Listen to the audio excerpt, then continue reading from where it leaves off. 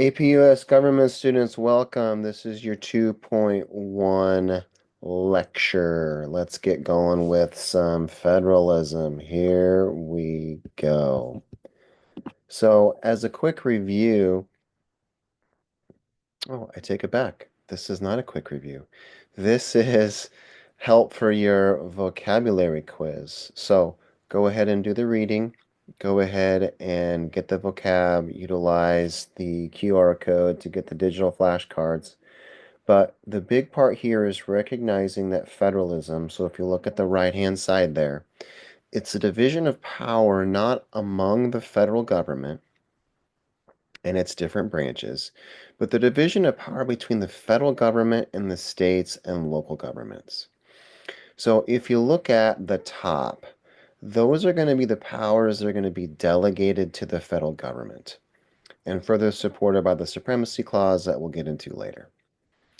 These delegated powers are going to come in two different flavors, two different kinds. Enumerated, which are expressed. So I always remember enumerated are expressed to ease. For example, the Commerce Clause. It's right in there. It's in the Constitution. Versus, as we're going to see, controversially, there's going to be some implied power, some additional power, some powers that the federal government is going to get and have blessed by the Supreme Court from implying them, interpreting them into the Constitution. So they're going to be linked to things that are said, but it's not going to say that exactly, but we're going to imply that they have these additional powers as well. Then as you look at the middle left there in purple, there's concurrent powers are going to be shared between the federal government and the states. And then we'll have reserved power. So these are no-go for the federal government. These are kept. These are exclusive for the state. So that's kind of this chapter in a nutshell. Now, obviously, there's more words for you to take a look at, and feel free to come in and see me if you have questions. All right, so this then is the big picture, the big 35,000 foot view of where we have been and now where we're going. So you can see top left, separation of powers, dividing out the powers among the federal branches, executive, legislative, judicial. The checks and balances, those are the arrows in between. So we talked about those different things in chapter one. The big gold box around executive, legislative, and judicial is the idea of limiting government. Government can only do certain things. It can only do the things that are in the Constitution, right? So, but as we just learned, they have powers that are in the Constitution and then powers that we're going to see that are, well, they're implied into the Constitution. If you look at the bottom then, state governments are pretty much going to mirror what the federal government is and is doing. Nebraska is going to come along about 100 years after our federal government is going to be founded. So you can imagine that we're going to borrow and we're going to copy and mirror a lot of things that the federal government's doing, from the executive to the legislative to the judicial standpoint. But then you see there are those circles in the middle. Those are the idea of the delegated, concurrent, and reserve powers. So now this is the powers from top to bottom between the federal government and the states. Federalism, the division of these powers. So now as we take a step back away from, all right, this is what we have in America, let's just take a couple minutes here at the beginning of this chapter and take a look at the idea that not everybody does it like we do. And I think this helps us to understand federalism a little bit more too, because we're going to see a number of countries. In fact, the most popular system is not our system, is not a federal system. It's this unitary system. So uni, as you know, means one.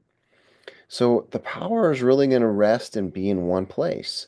So in France, it's in there. We really can't even, we would call it a federal government, but they don't have a federal system. So it's really sort of their national government, based in Paris, obviously, that controls everything.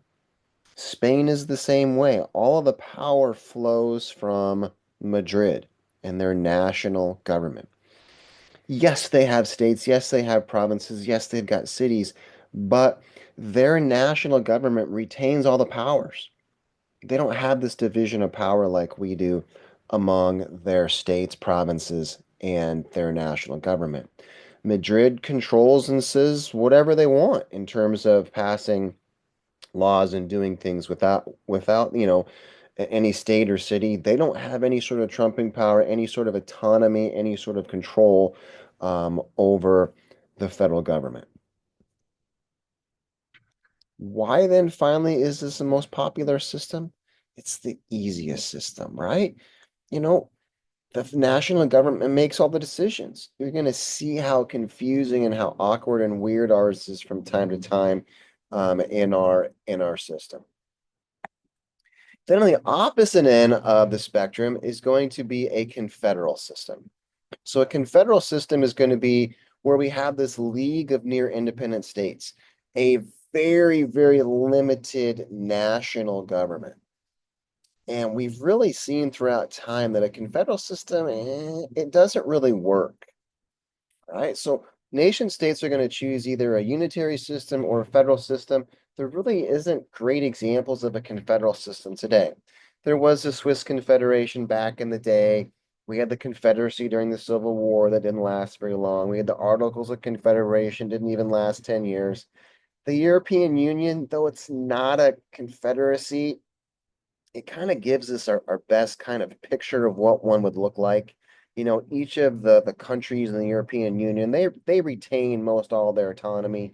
They've given some things up to this European Union, but they retain much of their own powers. Then we look at our system. So now this is the states having certain distinct, independent autonomy, those kinds of powers for the states. They may be a lot, they may be a little. For the most part, they're a little today. And then your federal government also having powers as well. So we're dividing up those powers from top to bottom between your national government and your states and your local government.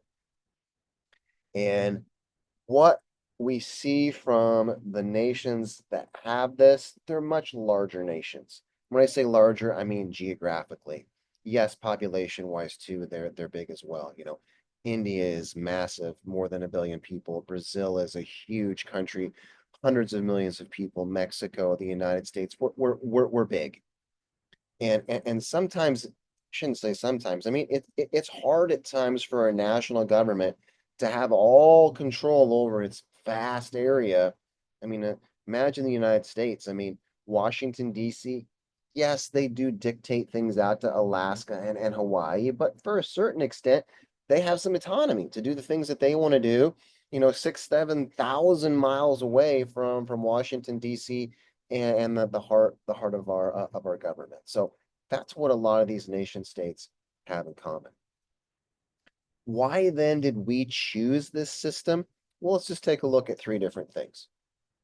Desire to balance of power between the states and the federal government, sort of like the separation of powers. As the separation of powers divided out those three branches, our founders saw that, okay, now we can further divide those powers. The states are going to have some powers and the federal government are going to have some powers.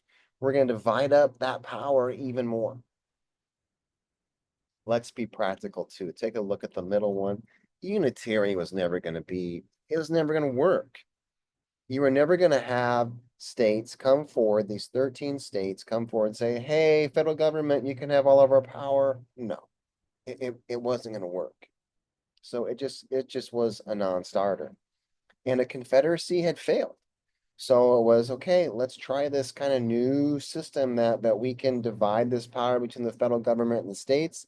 Had never really been done before, but this is what they're gonna try and do, and it's going to evolve over time for better or worse to what we have today, but that kind of gives you the idea of why this system was chosen by our government.